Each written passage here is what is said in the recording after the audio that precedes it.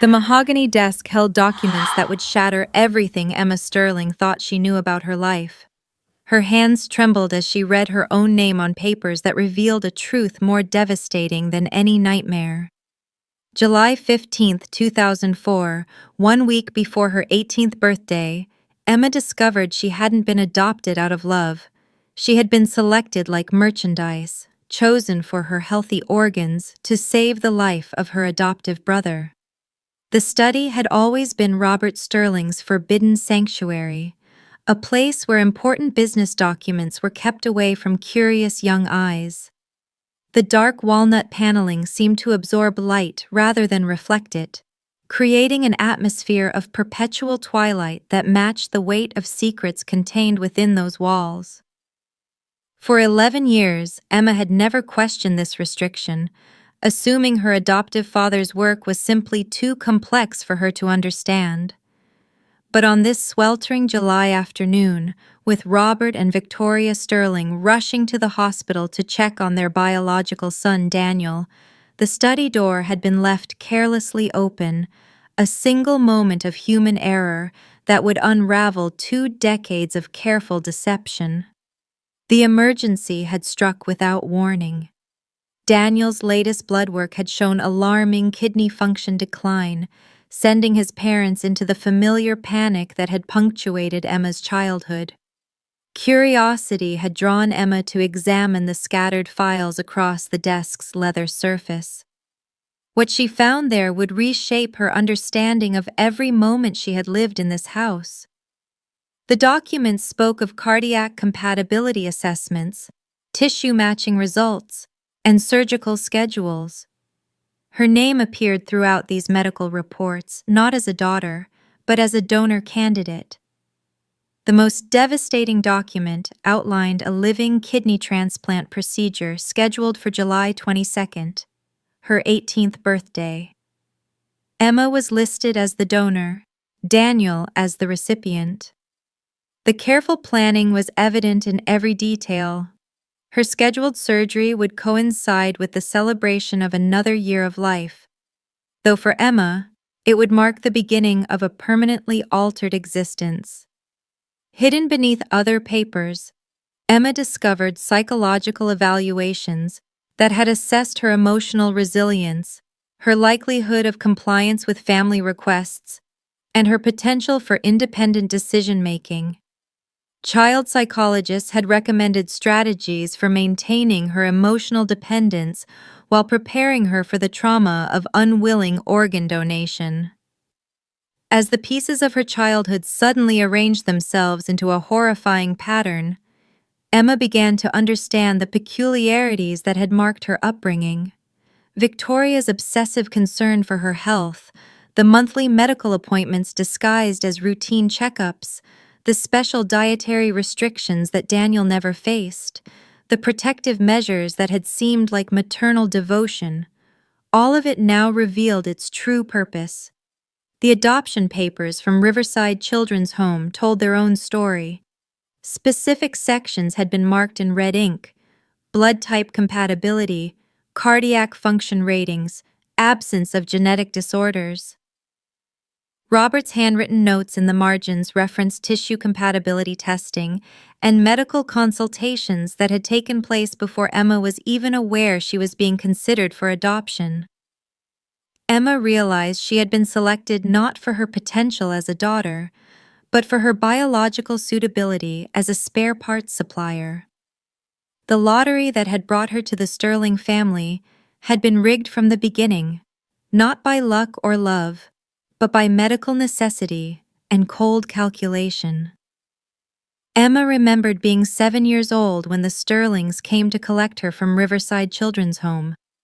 The memory, now viewed through the lens of terrible knowledge, took on sinister undertones that had been invisible to her younger self. The other children had envied her good fortune, believing she was destined for a life of privilege and opportunity. The selection process at Riverside had been more thorough than Emma had realized. What she had interpreted as multiple families showing interest in her adoption had actually been the Sterlings conducting systematic medical screening disguised as social visits. Blood samples taken during routine health checkups had been forwarded to genetic testing laboratories. The luxury car ride to her new home had included stops at expensive restaurants where Victoria had encouraged Emma to eat heartily, commenting on how important it was for growing children to maintain excellent nutrition. Even then, at 7 years old, Emma had sensed something unusual about the intensity of Victoria's attention to her dietary habits and physical well-being. The Sterling mansion had impressed young Emma with its grandeur. The two-story structure with its manicured gardens and spacious rooms seemed like something from a fairy tale. Her bedroom had been prepared in advance, filled with new clothes, toys, and furniture, all carefully selected for a girl her age. The preparation had been thorough, suggesting months of planning before her arrival. Every detail of Emma's new environment had been chosen with dual purposes. The toys promoted physical activity to maintain cardiovascular health. The clothes were made from natural fibers to reduce skin irritation that might compromise surgical sites.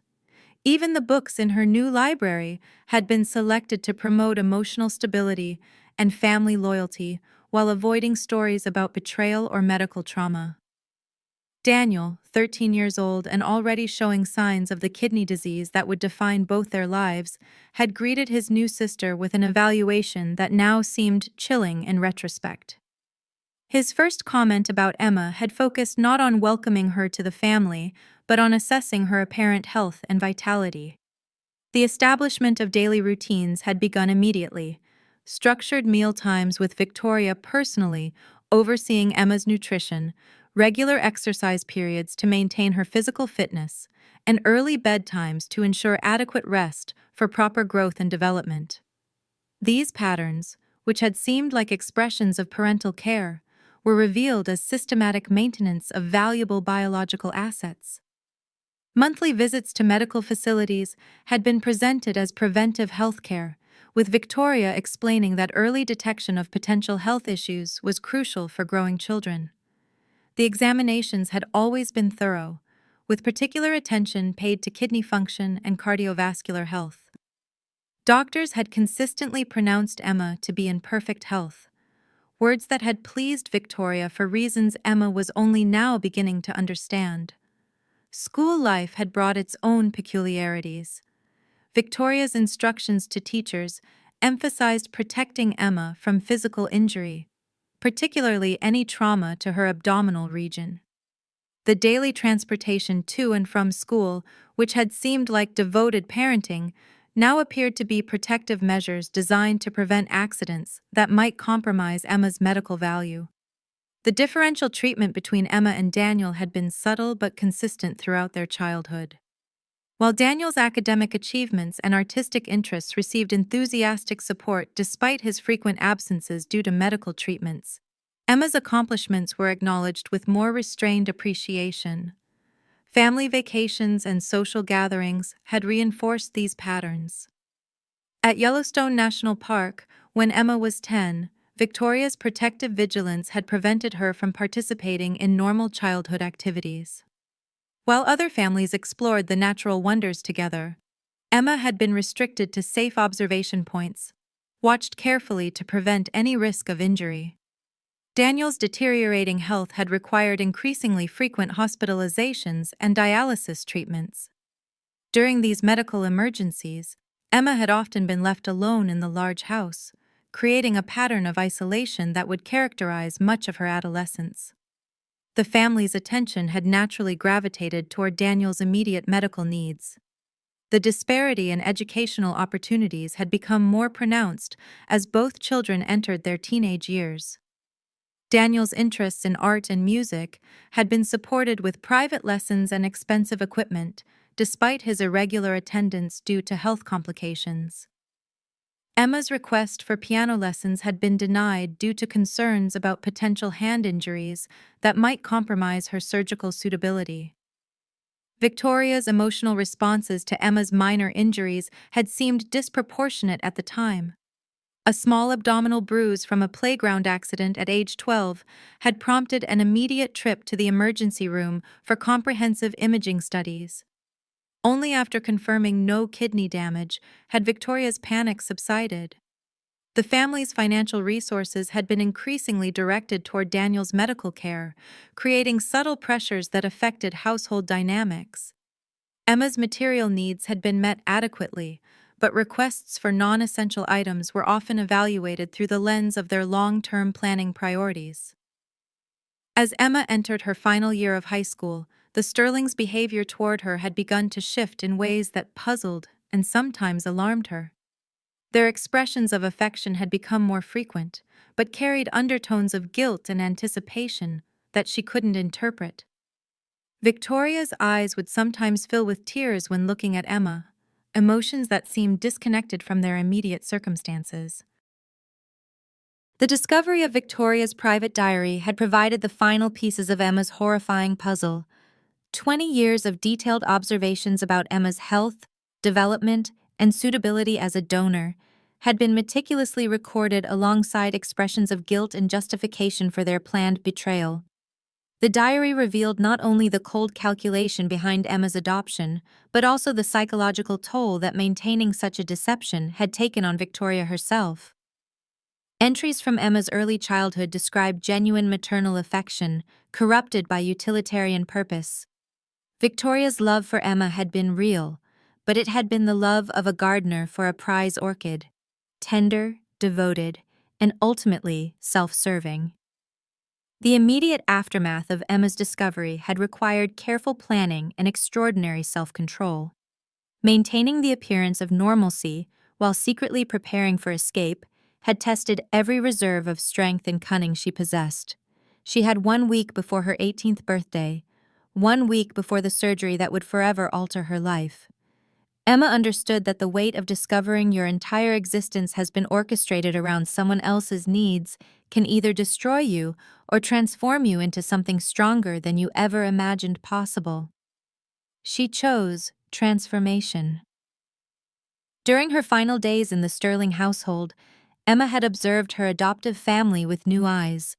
Robert's proud discussions of her upcoming birthday celebration took on sinister meaning. Victoria's tearful embraces and whispered expressions of love were revealed as guilt-ridden preparations for betrayal. Daniel's awkward attempts at brotherly affection seemed motivated by his own conscience rather than genuine care. The creation of false identification documents had required Emma to tap into networks she had never known existed. The gradual accumulation of cash reserves had been accomplished through selling possessions and claiming she needed money for college expenses. On the night of July 21st, as the Sterling family slept in preparation for the morning's festivities, Emma had made her final preparations. A small backpack contained everything she could carry: clothes, cash, documents, and a few sentimental items from her childhood that she couldn't bear to leave behind. Daniel's unexpected assistance in her escape had provided the only glimmer of human decency in an otherwise devastating betrayal.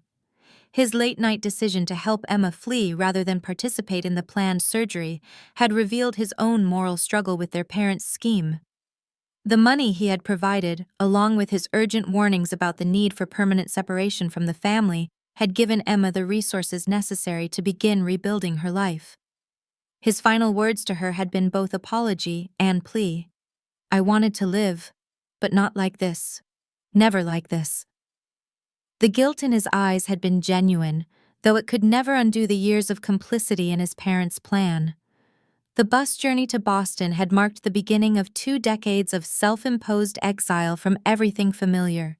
With limited resources and no legitimate credentials, Emma had survived through determination and an unshakable resolve to prove that she could thrive independently of the Sterling family's twisted version of care and support. The first winter in Boston had nearly broken her. Living in a condemned building with other runaways and homeless youth, Emma had learned that survival required abandoning the refined sensibilities that the Sterlings had cultivated in her. The girl who had been protected from every physical risk now faced daily dangers that tested her resolve and resourcefulness, in ways that no amount of privileged upbringing could have prepared her for. Working the midnight to 8 a.m. shift at a 24-hour convenience store, she encountered humanity at its most vulnerable. Addicts seeking fixes, prostitutes between clients, and working-class people struggling to make ends meet.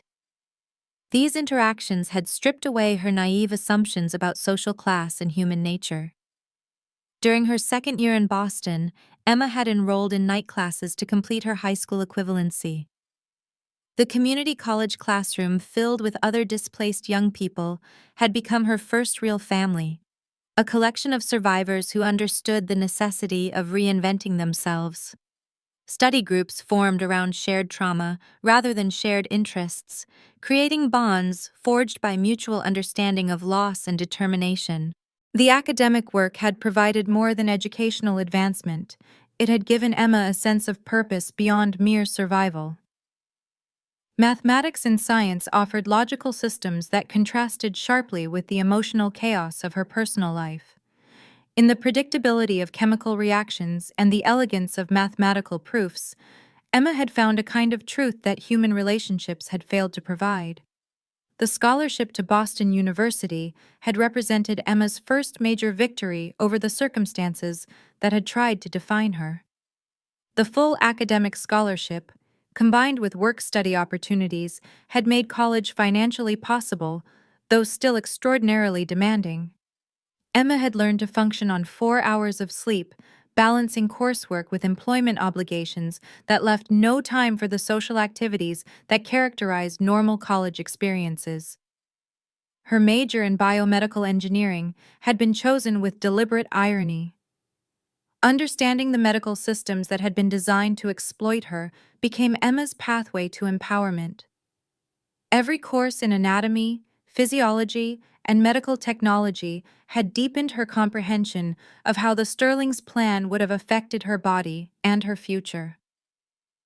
The development of her first medical device prototype had emerged from Emma's intimate understanding of dialysis procedures and kidney treatment protocols. Her senior thesis project had focused on improving the efficiency of dialysis machines, drawing on knowledge that she had acquired through years of observing Daniel's treatments. Working multiple jobs while pursuing her education had required sacrifices that most teenagers never face.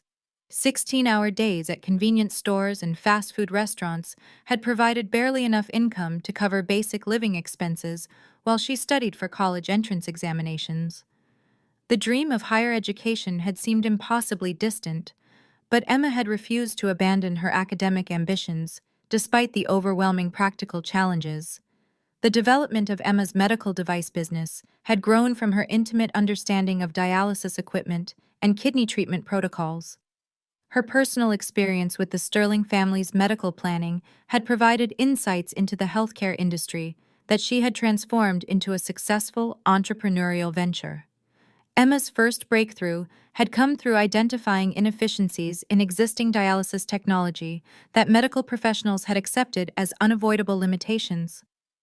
Her outsider perspective, informed by years of observing the technology's impact on patients and families, had allowed her to see problems that insiders had overlooked. The patent application process had required Emma to establish her legal identity more firmly than she had since fleeing the Sterling household. Working with a sympathetic immigration attorney who specialized in helping undocumented young people, she had been able to create legitimate documentation that protected her from discovery while allowing her to engage with the formal business world. Emma's first investor meeting had been terrifying in ways that had nothing to do with business concerns. Sitting across from wealthy, powerful men who reminded her of Robert Sterling, she had fought to maintain her composure while presenting her technology to people who could have been his colleagues or business associates.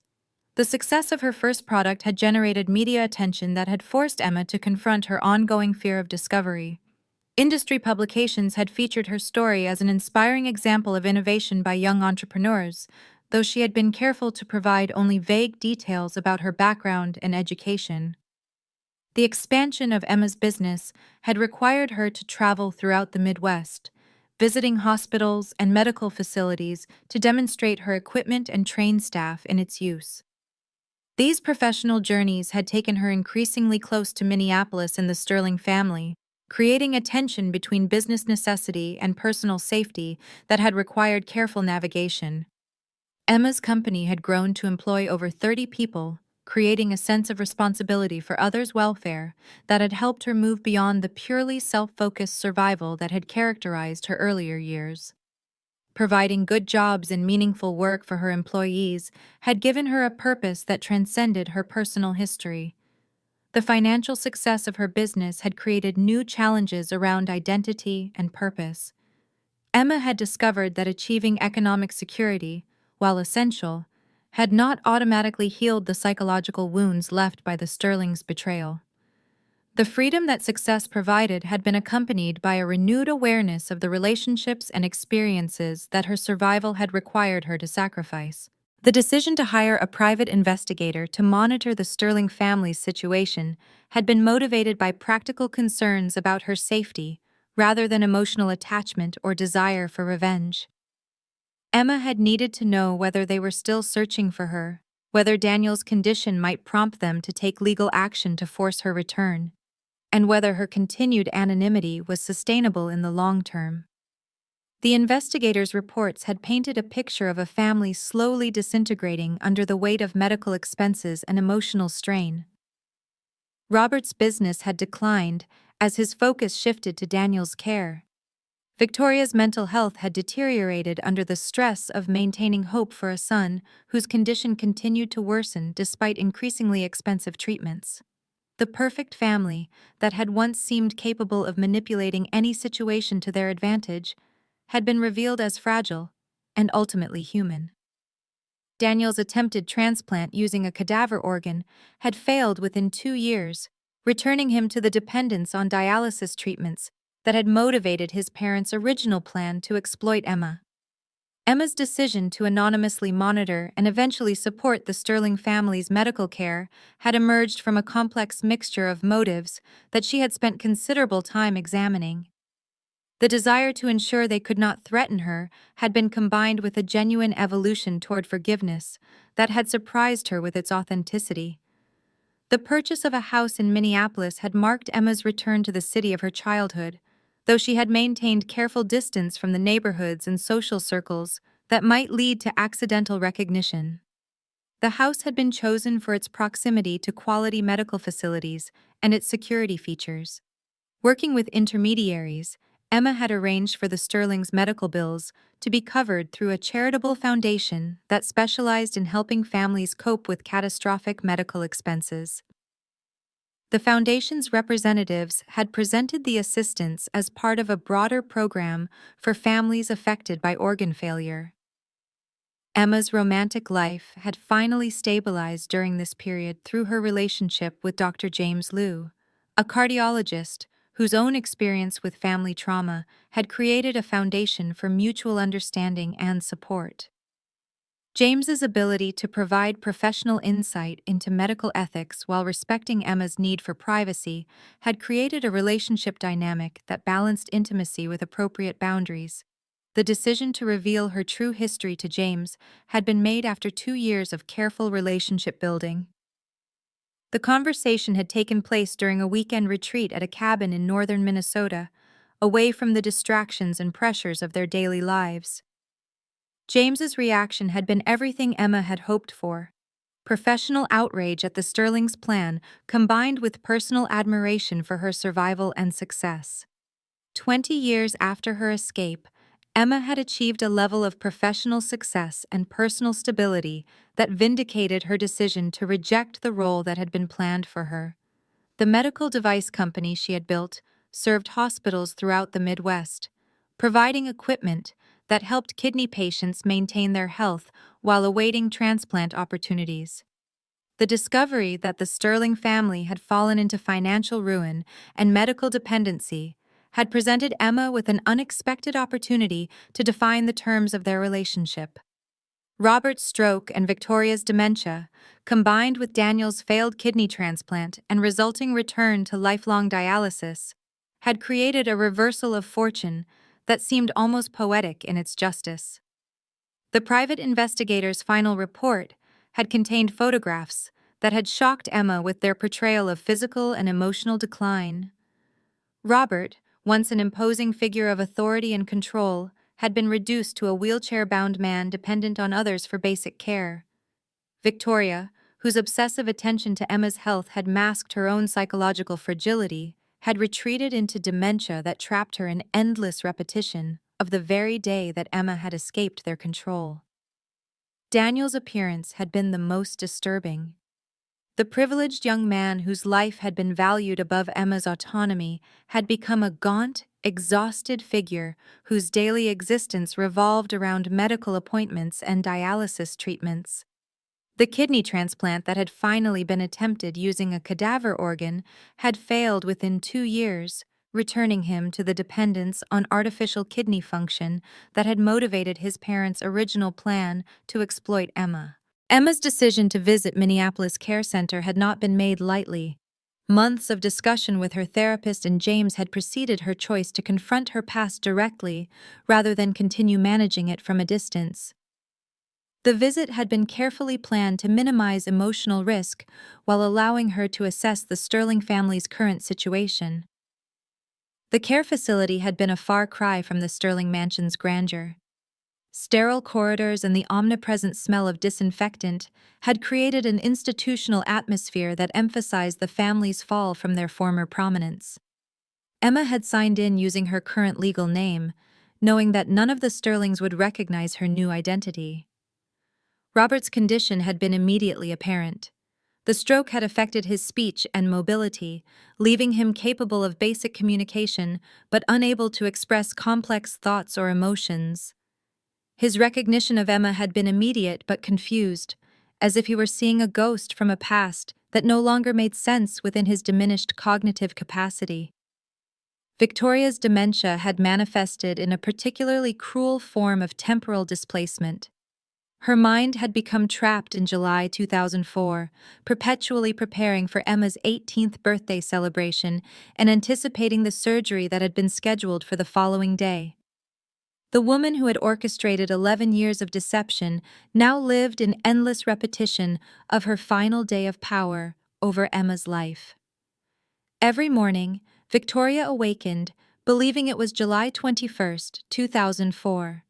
She spent her days preparing for Emma's birthday party, discussing menu plans with nurses who had learned to play along with her delusion, and expressing excitement about the special surprise that would be revealed the following day. The nurses had developed a sophisticated routine for managing her condition, gently redirecting her attention when she became agitated about party preparations that could never be completed. Daniel's presence during Emma's visit had been the most emotionally challenging aspect of the encounter. 20 years of chronic illness had aged him beyond his years, but his recognition of Emma had been immediate and accompanied by expressions of guilt and regret that had been building since the night he had helped her escape. His attempt to apologize had been both genuine and inadequate, acknowledging his complicity while seeking absolution that Emma was not prepared to provide. The man who had once been the golden child, the precious son whose life had justified any sacrifice, now faced Emma as someone whose existence had been permanently diminished by the very plan that had been designed to save him. Emma's decision to anonymously cover their medical expenses while remaining personally uninvolved had reflected her evolution from victim to someone capable of extending mercy without requiring acknowledgement or gratitude. The financial support she provided had ensured their comfort and care while maintaining the emotional distance necessary for her own well-being. The monthly payments to the care facility had been structured through a charitable foundation that Emma had established specifically for this purpose. The legal and financial arrangements had been designed to ensure that the support would continue even if something happened to Emma, providing long-term security for the Sterling family while maintaining her anonymity and protecting her from any obligation to provide personal care or emotional support. Working with financial advisors and estate planners, Emma had created a trust fund that would cover the Sterlings' medical and living expenses for the remainder of their lives. The trust had been funded with a significant portion of her business profits, representing not emotional attachment, but a practical demonstration of the values she had chosen to embrace despite her trauma. The decision to limit her involvement to financial support had been informed by her understanding that human relationships could not be repaired through money, but that practical assistance could prevent additional suffering without requiring emotional reconciliation. The Sterling's financial stability had removed any possibility that desperation might motivate them to seek her out, protecting her privacy while addressing their legitimate needs. During one of Victoria's rare lucid intervals, she had recognized Emma and immediately began apologizing with a desperation that had been heartbreaking to witness. Her understanding of the harm they had planned had been complete during these moments, accompanied by genuine horror at her own actions and desperate pleas for forgiveness that had revealed the human being beneath the calculating adoptive mother. Emma's response to Victoria's apologies had been carefully measured, informed by years of therapeutic work and reflection. She had been able to acknowledge Victoria's remorse without accepting responsibility for absolving her guilt, offering understanding without restoration of relationship. The conversation had provided closure for both women without requiring ongoing emotional investment from Emma. Emma's final conversation with her adoptive mother had allowed for expressions of love and forgiveness that brought closure to their relationship without requiring ongoing contact or emotional investment. Victoria's ability to recognize Emma and convey her regret had satisfied something deep within Emma's heart that she hadn't realized needed healing. The decision to end her involvement with the Sterling family, after ensuring their care and achieving emotional resolution, had marked Emma's complete transformation from victim to someone who could extend mercy and then walk away. Her ability to provide for their needs without requiring their acknowledgement or gratitude had demonstrated a level of emotional maturity that transcended the trauma of her youth. Emma's story had ultimately become one of redemption, not through revenge, but through the quiet dignity of success and the gracious extension of forgiveness to those who had planned her betrayal. The kidney that was supposed to save Daniel's life had remained safely in Emma's body, while Daniel continued his lifelong dependence on dialysis treatments that Emma's company now helped to provide.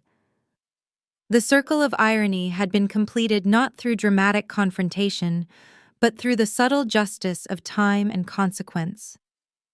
Emma had achieved everything the Sterlings had hoped Daniel might accomplish, while Daniel struggled with the very condition that had motivated their original plan to exploit Emma's biological gifts. The transformation from unwilling organ donor to successful business owner had required more than 2 decades of struggle, but Emma had emerged from that journey as someone who could define her own worth and establish her own terms for relationships. The special child that Victoria had claimed to love had indeed become special, though not in any way the Sterlings had anticipated or planned. Emma's business success had provided her with resources that extended far beyond personal security to encompass the ability to influence medical practices and policy discussions. Her anonymous donations to medical ethics programs and patient advocacy organizations had contributed to broader conversations about consent, autonomy, and the prevention of medical exploitation. The house that Emma shared with James had become a sanctuary that reflected their shared values and mutual support, rather than the performance of family relationships that had characterized the Sterling mansion. The space had been designed for authentic living rather than the maintenance of appearances, creating an environment where both partners could pursue their individual growth while building their life together. As snow fell outside her office windows on that December afternoon, Emma, now Emma Lou, having taken her husband's name as a final rejection of the Sterling identity, reflected on the strange pathways that had led her from the desperate child fleeing in the night to the accomplished woman who could extend mercy to her former tormentors.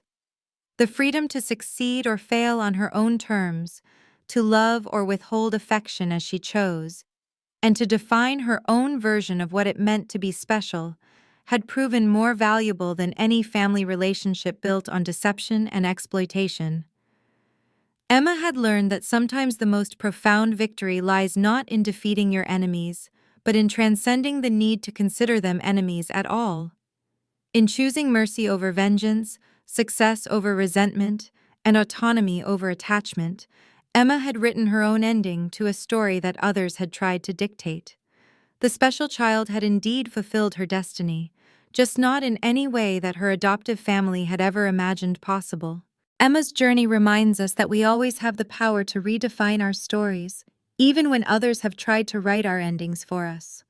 Sometimes the greatest strength lies not in fighting back, but in choosing to rise above and create something better than what was planned for us. The highest form of victory may be the ability to care for those who wronged you, while remaining free from the need for their recognition or appreciation. Emma's transformation from unwilling sacrifice to successful entrepreneur had required choosing growth over stagnation, wisdom over resentment, and authentic relationships over obligated ones. Her story illustrates that healing from profound betrayal is possible without requiring reconciliation with those who caused the harm. True forgiveness can be genuine without being self-destructive. Mercy can be authentic without requiring restoration of relationship, and justice can be achieved through conscious choice rather than dramatic confrontation.